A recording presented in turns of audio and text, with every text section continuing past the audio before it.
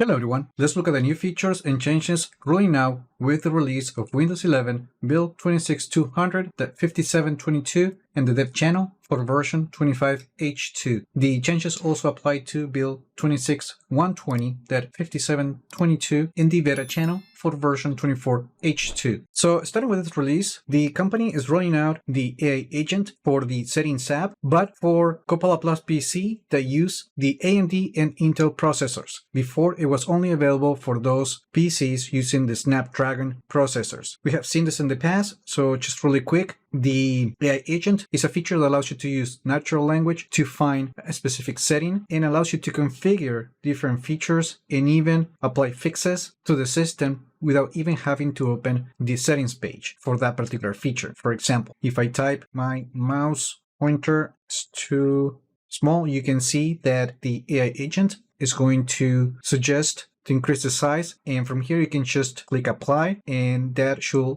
reconfigure, in this case, the mouse pointer. It is important to note that the August 2025 security update will also start rolling out this feature. Now, if we open Click to Do, which you can do using the Windows key Q keyboard shortcut, we're going to notice that there is a new interactive tutorial that you can open. This is aimed for new users, and basically you're going to get a walkthrough on how to use the feature. So I'm just going to go really quick through the tutorial so you can get an idea the experience using this new feature.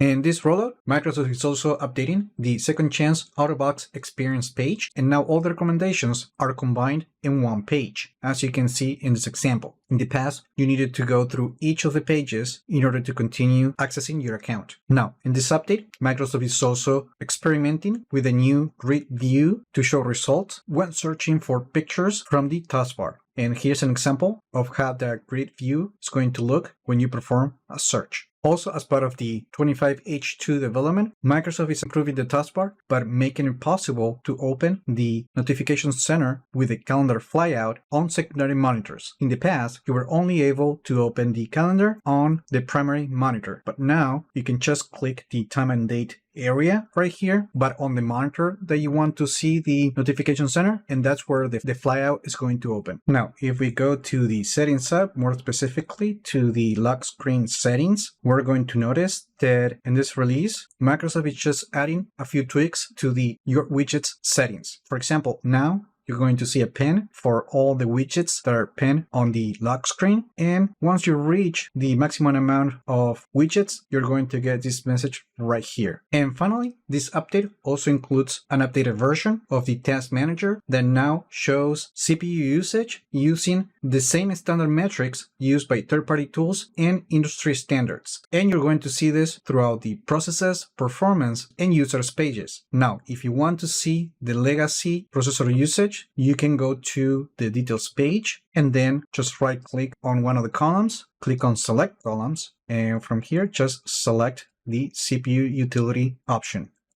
And that will show you the legacy metrics. And that's it. Those are the biggest changes that you're going to see in this rollout in the dev and beta channels. Now, this release also includes a number of fixes and other small changes. You can check the link in the description to find the link to get more details about these previews. And that's it. Let me know in the comments what you think about these changes. Like the video, share it, subscribe to the channel if you haven't done that yet. And I just hope this video was informative for you, and I would like to thank you for viewing.